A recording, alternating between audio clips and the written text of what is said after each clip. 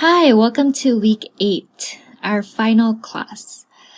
For this week's class, we're going to mainly go over posing our character and adding some personality to our character. This week, we are going to be covering hair before jumping into posing. We're going to go over laying down some hair tubes onto our blocked out hair. And then we're going to go into posing with the Transpose Master. You don't have to use this method if you have another method you prefer. So whether that be rigging it in Maya or any different type of software, what matters is what we have in the end. So let's get started. So before you get started on doing a hair pass, I highly recommend to go online and purchase some hair brushes. There's great ones out there like the Dylan Eckern brush, or there's also ones you can purchase off of Gumroad. There's no reason to really reinvent the wheel. There's a lot of choices out there that you should definitely implement into your pipeline. So what I'm going to do here first is lay down the curved tubes and just kind of show you how you would traditionally go about it, and then we'll move on to how to populate it further without laying down the tubes one by one. So if you go into your stroke tab on the top, you're going to see a lot of different options that contributes to the look of the tube. So I encourage you to turn off and on buttons to see what they do and adjust some of these settings to your liking. You'll notice when you lay down the tubes, there is going to be that dotted line that goes through. That is showing that it is in edit mode. By doing that, you're able to move it across the live surface. Also, each end of the curve does two different things. One side of the curve, if you pull it, it's going to drag the whole curve with it. If you pull the other side, it's going to lock the other end and you are able to straighten it out. So just try that out and see how that works for you.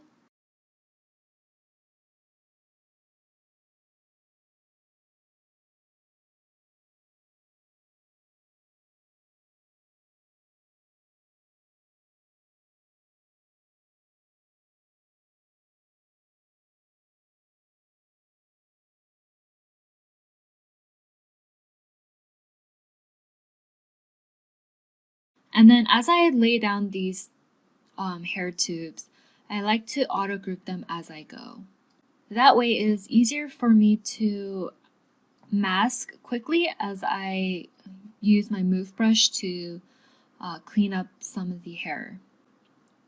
So you'll see that I don't use the sculpting brush at all at this stage, and there's pretty much no need to with the hair tubes because it does a lot of the work for you. All you really need is the move brush. And you can see that I tend to make my brush size really big also, and that is a way to prevent any muddiness or unclear direction of the line. So even before starting this stage, I highly recommend to know where that hairline is because the hair is radiating out from that hairline. Without knowing where that hairline is or where the hair is coming out from, your hair isn't going to have a great flow to it.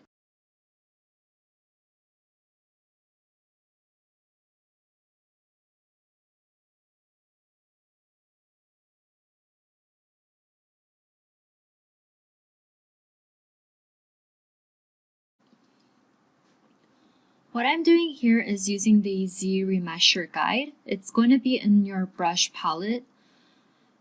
And this is a way to quickly populate your hair, kind of fill in the gaps really quick.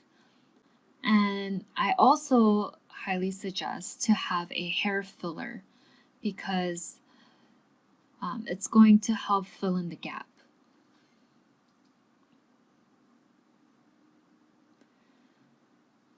Keep in mind that when you do the Z Remesher guide, the closer you are to the other line, it's going to try to fuse together, so try to keep a good distance in between. And to change the size of the hair tube, all you need to do is move your brush to the canvas and then adjust your brush size, because the size is based off of your brush size.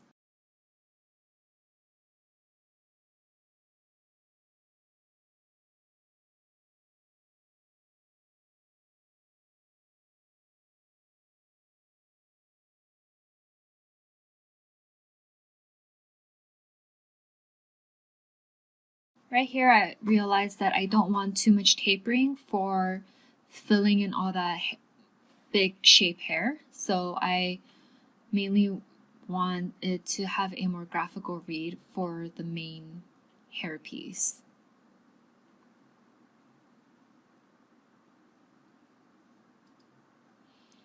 And then later on, once I feel like I've filled in the gaps pretty nicely, I am going to go in there and add my medium and small shades, which are more tapered hair. Also, within this brush, there is multiple tubes within one curve, so it helps you do flyaways or different type of detailing to help sell the believability of this hair.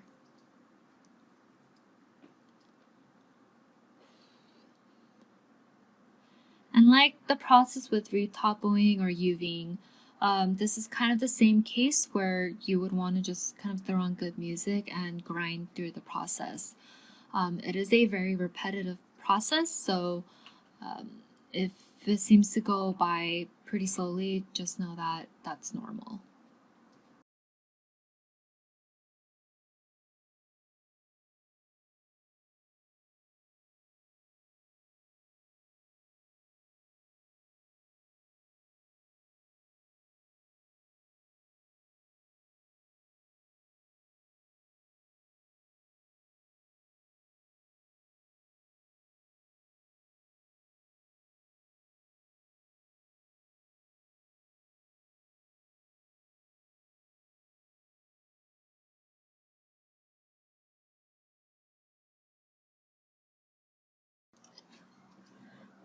As you do your hair, make sure the root of the hair is penetrating into your filler. You don't want any areas to be showing that these tubes are not in place. It's gonna absolutely kill the illusion of the character or just the illusion itself. So make sure you are being mindful of where the hairs are landing.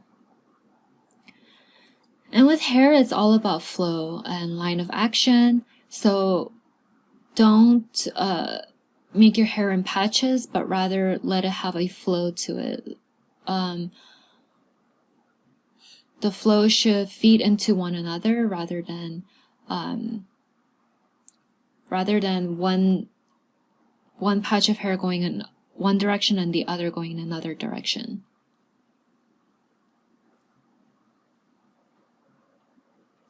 Let's say that you have short hair, then the rules may apply a bit differently. This is all by a case-by-case basis of how you would tackle hair.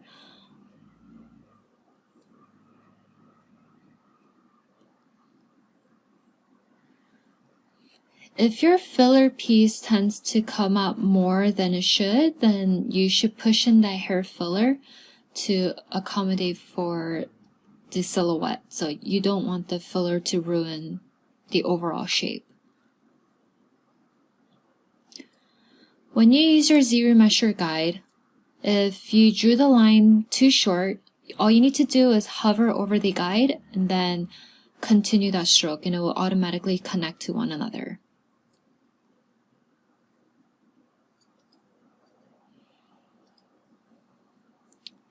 So you can see when I am in that edit mode of the curve, I don't really try to make it look so perfect at that stage.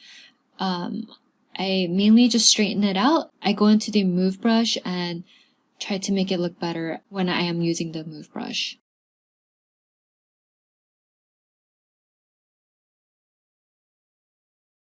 If you are confused how to tackle hair, look at your concept or your reference and break it down into chunks. So for instance, in my case, The big chunk is her bangs, and then the next bigger chunk is the back of her hair. I do want her hair to look pretty sleek, so I don't want too much randomness happening. So as long as you land in the big shapes, laying down the other information is gonna follow through. So it's the same type of method we talked about in modeling. That rule carries through with doing hair and mainly all parts of art in general. Also, I like to turn on my polyframe while I move the tubes around because it helps me see clearly what I am moving around, and also when my hair is black, it's sometimes hard to tell if it's on top or underneath because it just kind of blends in with each other. So putting on the polyframe sometimes helps with that.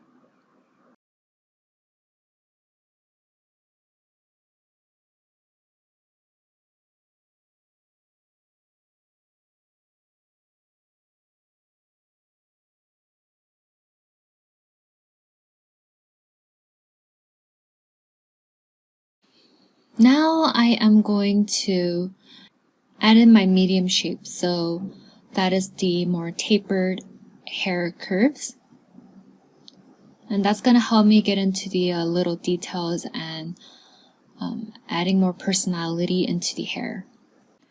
First, what I like to do is get the main shape of that hair tube and then do the flyaways after. So moving the individual strands within. And always make sure that root of the hair is penetrating the top. With hair, it's sometimes good to have a bit of randomness to the strokes because with hair it can be messy, it's not perfect, and also make sure not to do your hair in symmetry because that will instantly kill the illusion pretty quick, and our hair is never symmetrical. So sometimes it's better just to start off asymmetry right off the bat, so there's less fixes down the road. And this is the part where it is kind of the icing on the cake for doing your character. We're doing that detail pass and have fun in this process.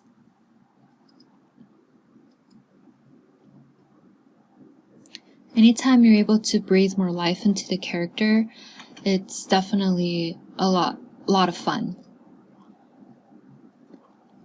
And it's almost like a reward when we hold off doing that until the very end, because it feels rewarding that we laid down the foundation first, and then everything we do on top of that is just gonna skyrocket our whole character to a whole new level. Eventually, I do want to remove the filler piece or actually hide it. I do want to fill in the gaps later on, but for now, I'm going to get the outer shape first.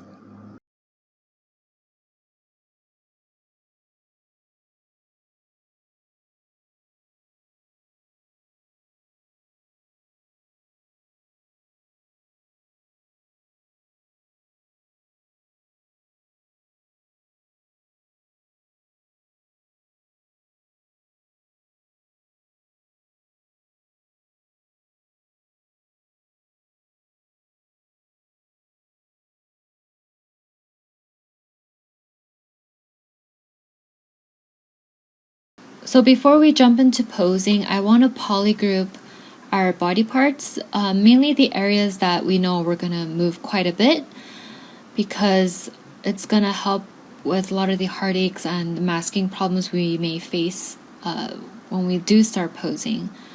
So I eventually do want to, for example, that mouth area, I want to split that polygroup with the upper lip and the lower lip. So if I want to open the mouth up, I can easily mask and not be afraid of areas to penetrate each other.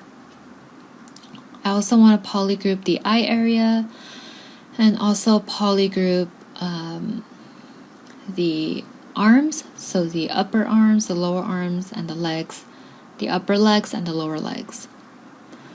And you can get into even more minutiae detail, but sometimes it's not necessary. If you polygroup way too much, sometimes it does cause more work because you have to constantly kind of toggle back and forth. So I just like doing kind of the main pieces. And to select an edge loop, what you need to do is press Ctrl Shift and make sure that it's on Select Lasso. If you hover over the edge and press Ctrl Shift, it is going to select that whole edge loop. That's one of the reasons why it's important to understand edge loop, because it just speeds up the workflow a lot quicker and it creates nice forms.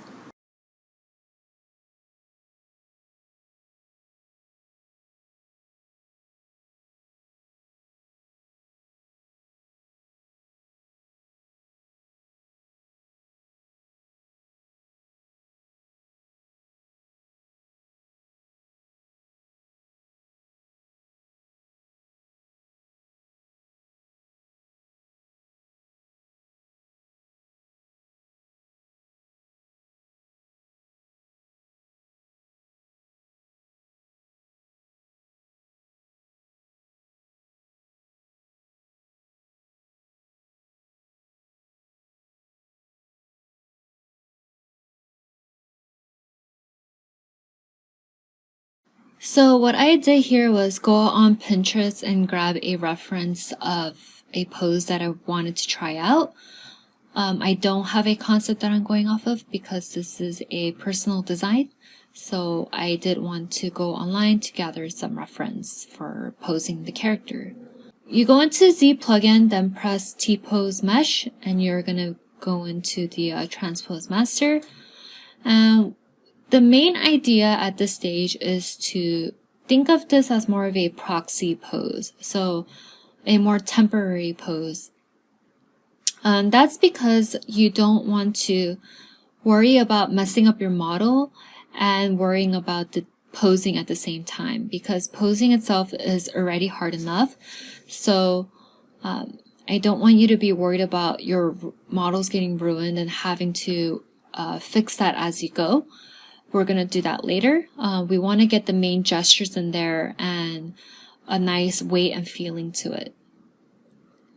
So if your model breaks and it starts to crash into one another or starts to warp around all over the place, don't worry about it. I personally don't know if this is the best method in ZBrush. I know there are other ways that you can pose your character. This method has just worked best for me, and it just kind of makes sense to me, so it doesn't bother me as much. But if it bothers for you, you can definitely try other ways.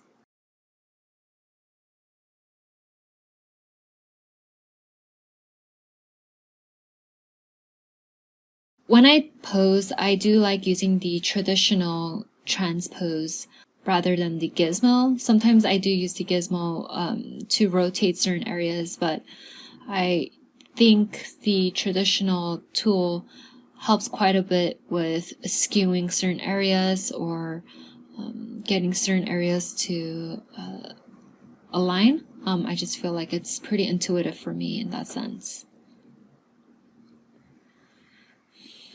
And always make sure you have that platform in there. Hopefully by now you guys all have one. Especially at this stage, it's going to help you sell the gravity of the pose.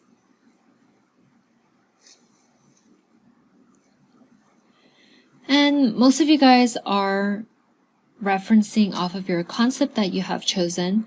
So make sure that in that view of the concept, you are matching it as close as you can. And when you do that, after, make sure you rotate to make sure it makes sense all around. Since this is a 3D model, it can't look good in only one direction. It needs to look good in all directions. And you can see that my geometry starts warping a lot, but I am not concerned with it at all.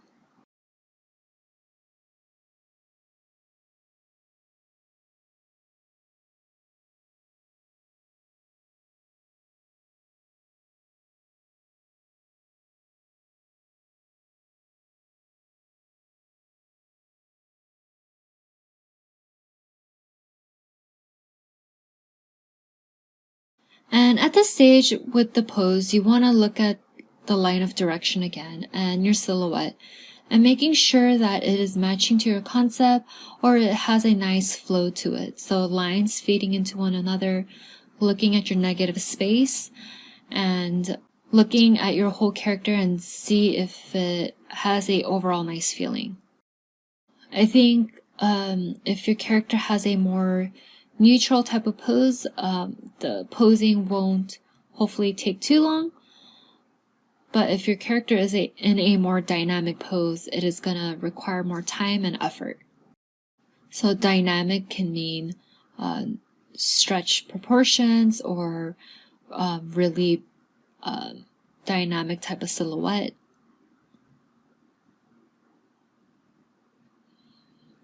And always make sure you zoom out when you are posing, because you need to be looking at the overall character.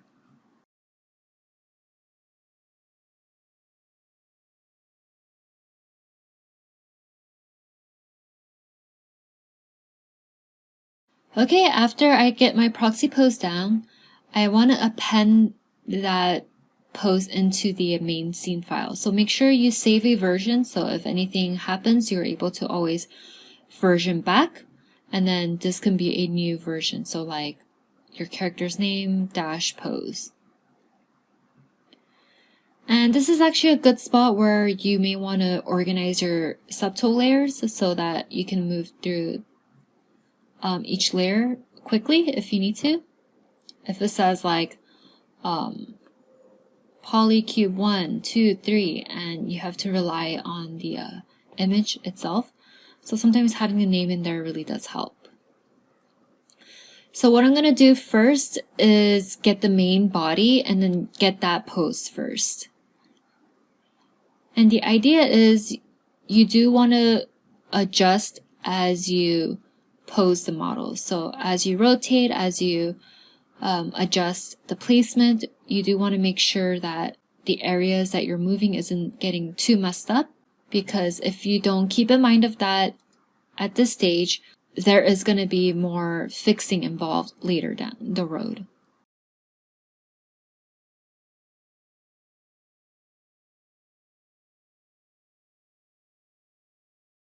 And you can see while we polygrouped earlier on, it really does help with this process to quickly mask areas. And it doesn't have to match 100% to the proxy pose that you did, but it's more of a guide of where to place your poses.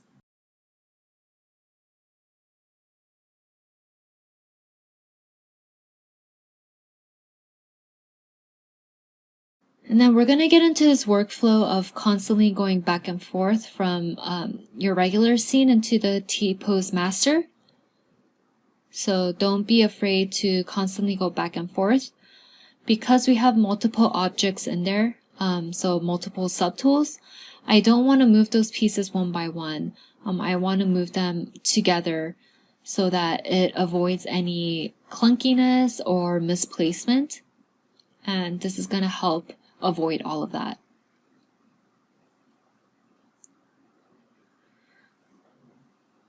So I'm getting the main silhouette in there first. So moving her legs, her body, the arms, and then I'll trickle down and adjust further areas that needs to be moved around.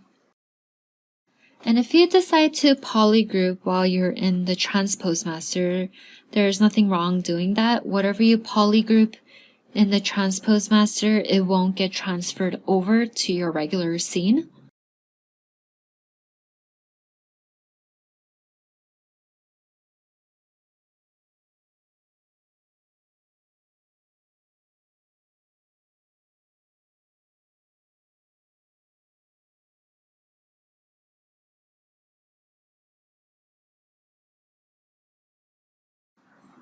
Especially before going into the posing stage, you want to have your face nailed down, because sculpting the face while in the posing stage is quite difficult. You can definitely do it, but it can start to get wonky, and you might lose the shape you had before. So try to get the head nailed down before moving on to the stage.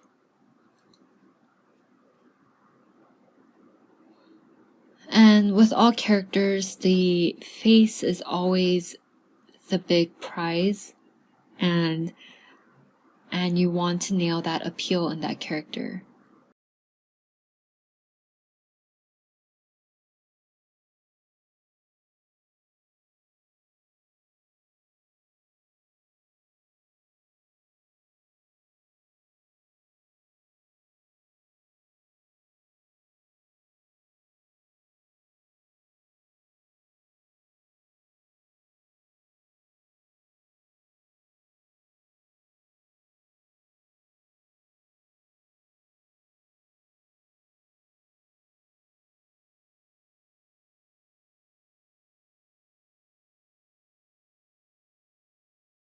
After I feel like I'm at a good spot with the body, I want to start bringing other elements into the pose.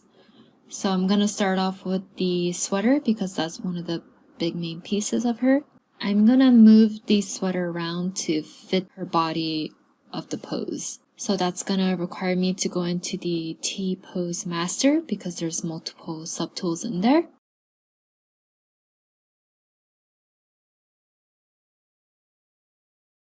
And I want to get the big shapes to land where it needs to be, and then I can make further adjustments once I send it back to the main scene.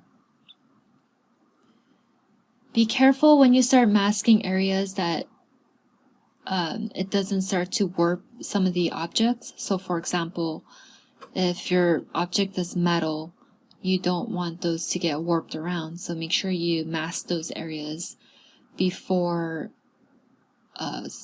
you start to bend certain areas. And when you are posing, it is best to do it at a more lower subdivision level, because when you are doing at a high subdivision level, it can easily get muddy and it can be very hard to control the forms. When you have the big shapes laid in there at your lower subdivisions, everything will follow through. I know it is nice to see your model in a non-pixelated form, but I think you should get used to seeing your model in a more tessellated form, because if your forms read good even at that stage, that means as you add further subdivision levels, it's just going to look even better. So after I have everything roughly placed in the T-Pose Master, I am going to send it back to my regular scene to push out the areas that needs to be fixed. Before I do that, I'm just going to quickly move her eyes. So rotate the eyes so it's facing the camera.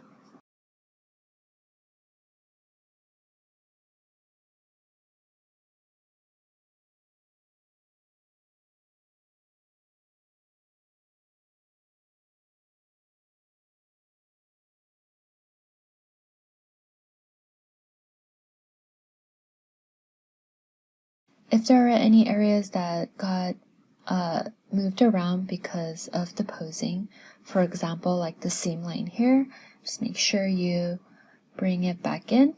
I just used the pinch brush and the damp standard to bring that seam line back in.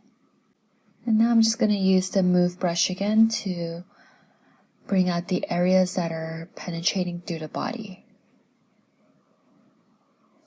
And this will be a reoccurring approach to all of my other clothing. So the skirt and then her leggings and her shoes, I eventually will do the same method like how I did with the sweater.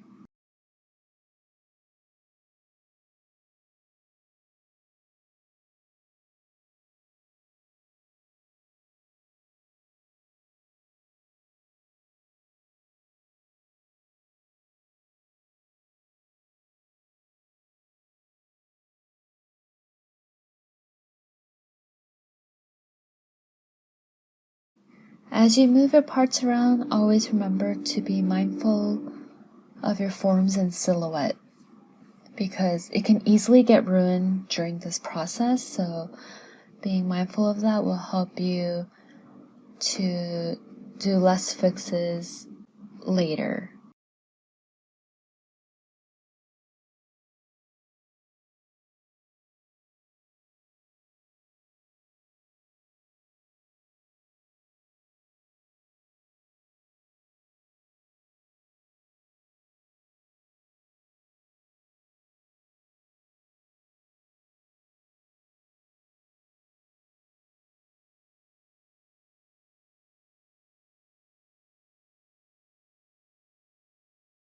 So while I do that, I'm massaging the areas and also thinking about how I'm going to add some wrinkles on her. It's probably a good idea to get some references online or go based off of your concept.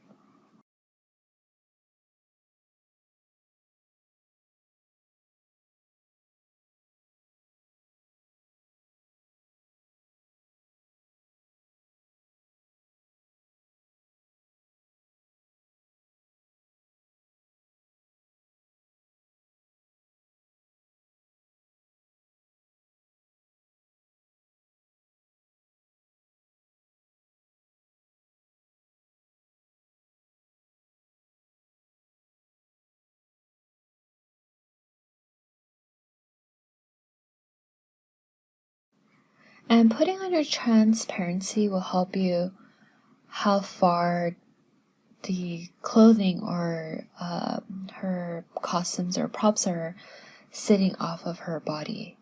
So right here, I wanted to show you that you can open up the mouth if you guys decided to create a mouth bag. And usually in production pipeline, you don't want the gums to be a separate geometry, but in this case it's more of a placeholder. And I just wanted to show you that even a slight mouth open could change a lot in the expression of the character. So if that's something you wanted to do, then you can try that out. Also, by polygrouping what we did earlier, it was very easy for me to open her lips up even though two surfaces were crashing into one another.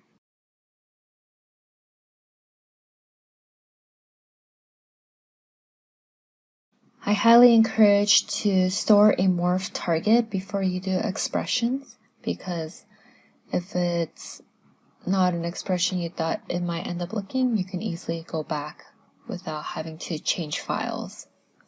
And a smile can be very tricky in a character because when you smile, the muscles on the face actually does a lot of different things. So it's not just that the corner of the mouth moves up, but rather there are muscles that moves around along with the smile. So there may be times when you do a smile, it might look a bit creepy, and that may be because there are other elements on the face that didn't move along with the smile. So it's kind of like you can tell when someone is putting on a fake smile and someone that has a genuine smile, because you'll see that the eyes get a little bit more squinty, maybe the cheekbones goes more up, rather when someone does a fake smile, it's just the lips that move.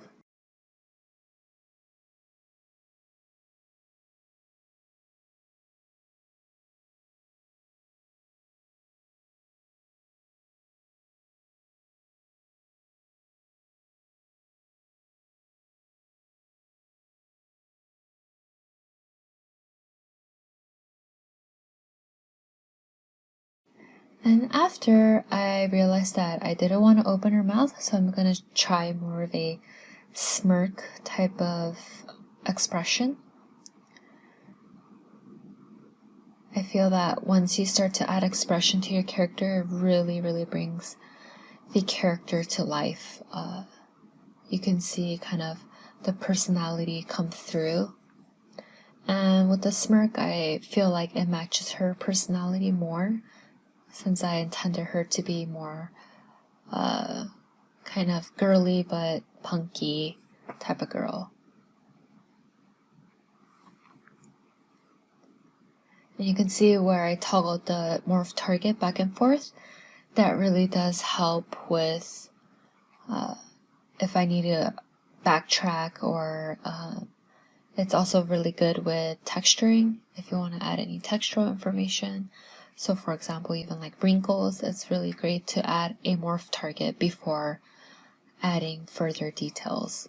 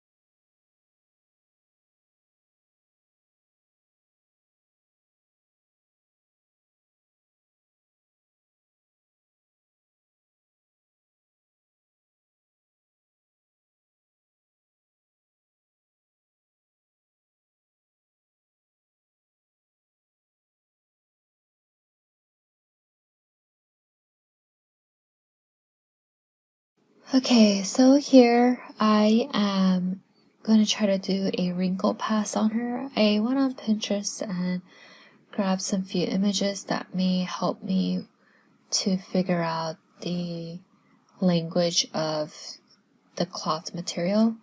Always keep in mind that the size of your wrinkles are going to determine what the cloth is. So for example, if the material is a silk material, then the wrinkles are going to be much thinner and it's going to have different types of physics to it.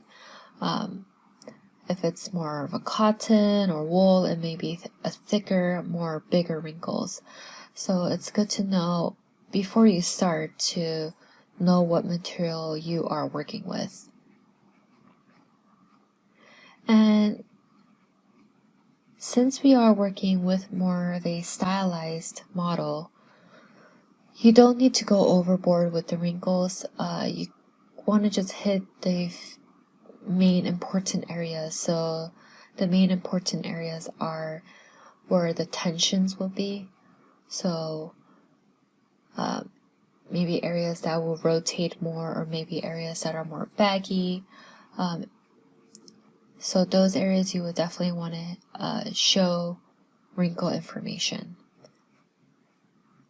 And also I feel like when you go overboard, you may go across into making it look realistic. So with stylized, it's not necessary.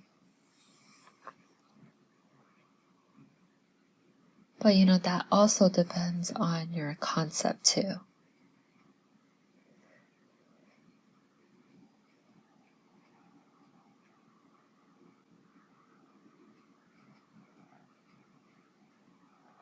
And sometimes with wrinkles, you just need to try it out and to see if it works.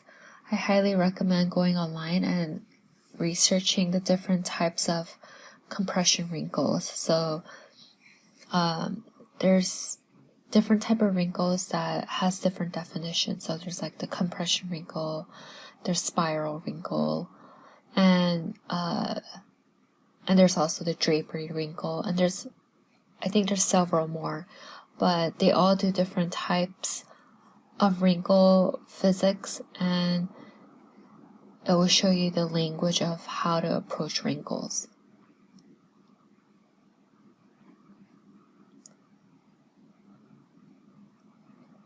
And also by adding in wrinkles to your cloth, it also breathes in more life to your character, because you can actually see it's not this like one stiff piece. It's not this one stiff piece of cloth, but rather you are showing actual character into the clothing. And like I said before, this is actually the really fun part, figuring all of this stuff out. So really try to enjoy this process. I use the clay fill a lot, just to get rid of any weird surface abnormality.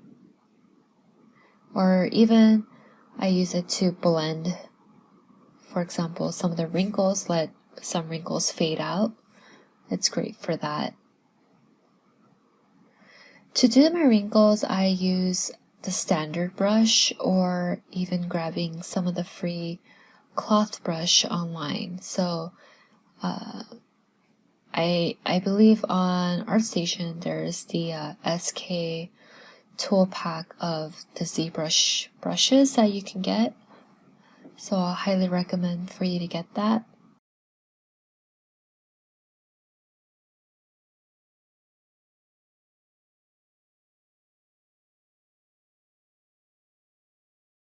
And with wrinkles, doing a slow buildup is gonna help you a lot more than kind of guessing and just adding in information everywhere.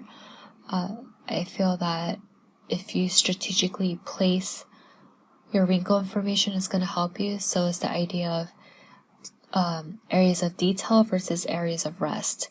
So you don't want all wrinkle information everywhere, which it will become, when there's too much information in an area, it becomes a noise rather than a contrast.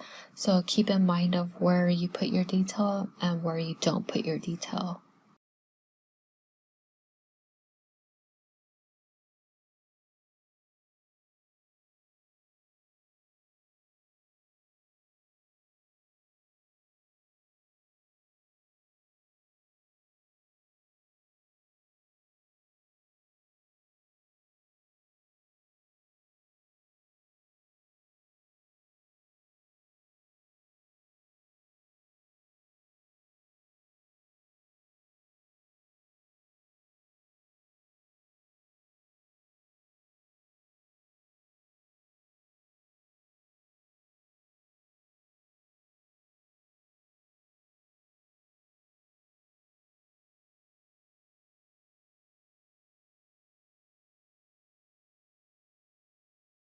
Over here, I'm just trying some small wrinkle compression. And eventually, I think I want to make it more baggy towards the bottom of the sleeves.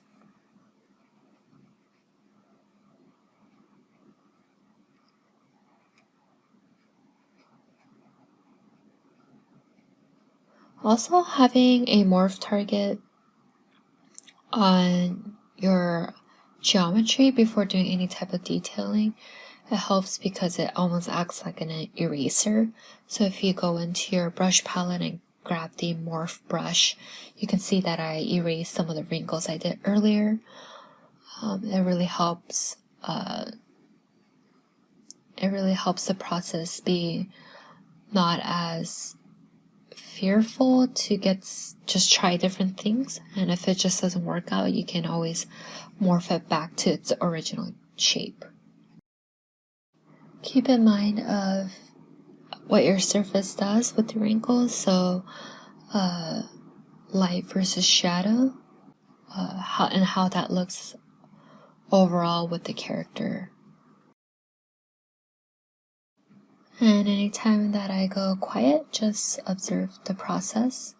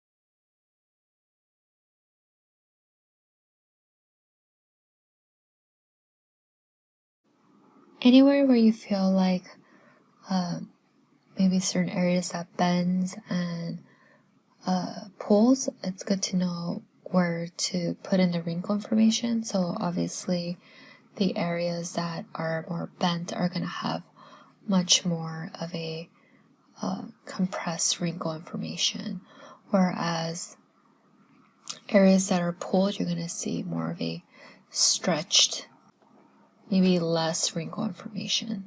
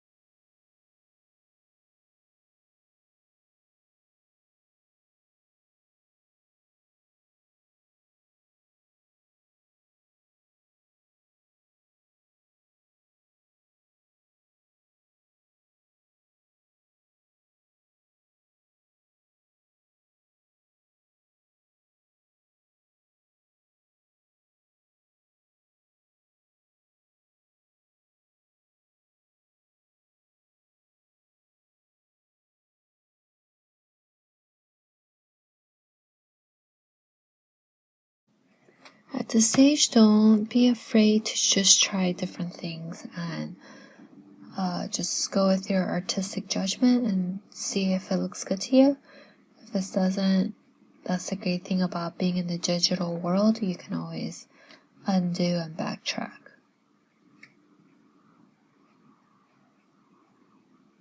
I think as a production artist, you become kind of very rigid in your pipeline. So even for myself, it's hard to break certain habits. But I think a great advantage as a student is nothing is really set in stone. You're able to really experiment and kind of mold what you want your pipeline to be. So, whatever I do show you, if you feel like you have a better way of approaching it, but still landing the result that you want, then there's nothing wrong with that. That's the best part about being an artist. You get to experiment and just try different things and see if it lands or not. I'm definitely going to take this further and push it even more, so like the wrinkles and everything like that. But I wanted to just show you the way I approach things.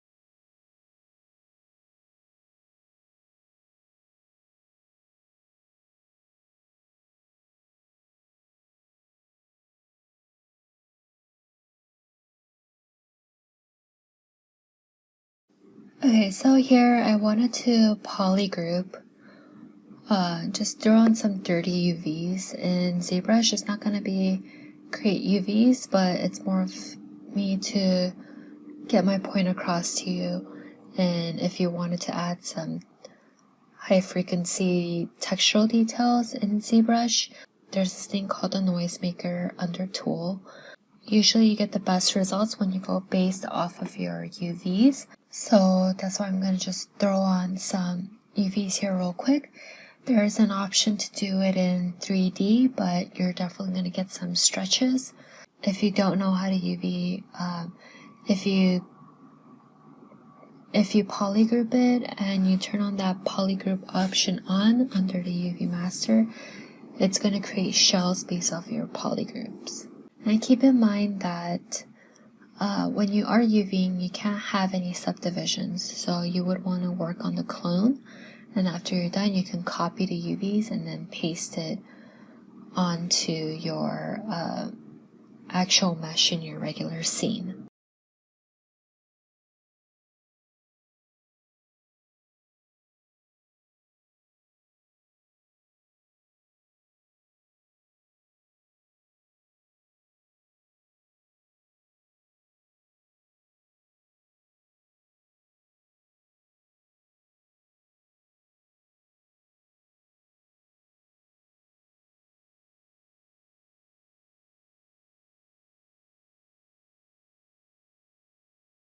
You can go on like Texture XYZ and get some cool tileable alphas. I will turn mix basic noise all the way down, and by scaling your alpha it's going to adjust the frequency of how much it's going to get tiled. And you can see my UV seams there, but hopefully you understand the point, and if you do better UVs, you're going to get better results. Here I wanted to show you just quick poly painting that's going to help you breathe in more personality to your character. I understand that, there's the option to do substance painting, which I highly encourage everyone to learn. I definitely want to learn it myself, so that's probably what I would be doing next. And even doing some little poly painting during the ZBrush process does help to see where this character can go. And then if you even take it further to render and lighting, that's just going to make your character really, really come to life. I gave everyone this brush set, and it's the airbrush. You can get it free online if you wanted to get more of this person's different brushes they created. And I just kind of airbrushed the areas of first I filled the object of the whole body of the main base color of the skin, and then go over more to my reds to fill in the blemishes, so like the cheeks, the nose, the mouth, the ears. And here you can also just try different makeup. Let's say you're doing a girl, if you want to try doing different makeup types on her. And with males, maybe you don't really do that unless it's in the concept. But I think breaking up different coloring does help the skin not read flat. So if you go online and then go on Pinterest and type like painting face clown pass, I don't know if that's the right words, but if you come across an image where it looks like a clown pass of the eyes have the blue color, the cheeks has the red color, maybe the forehead is yellow. It just shows you how it breaks up the flatness of the skin. And that also goes to show that on the skin there's not really flat colors happening. We have veins and bones and muscles underneath that contribute to the different color changes that happens on the skin. But that is going really deep into it, but I think it's definitely something you should try experimenting. But if you just want to throw on some simple colors, especially with stylized, that does work.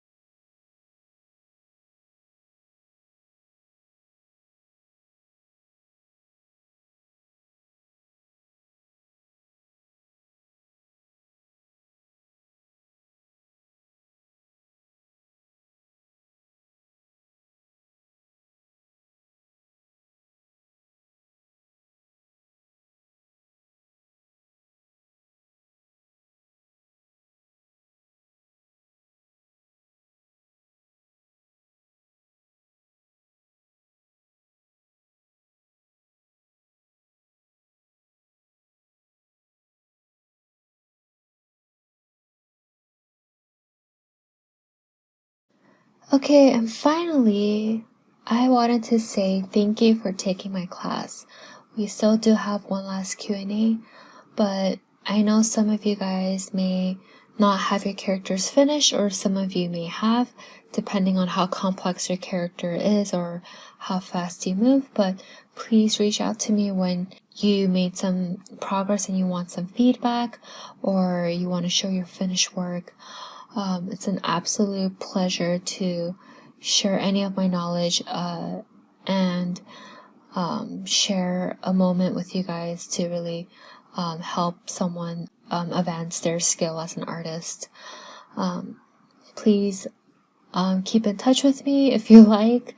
Highly encouraged to be present in the social media to get your work out there and to push yourself as an artist and to see what the competition is out there.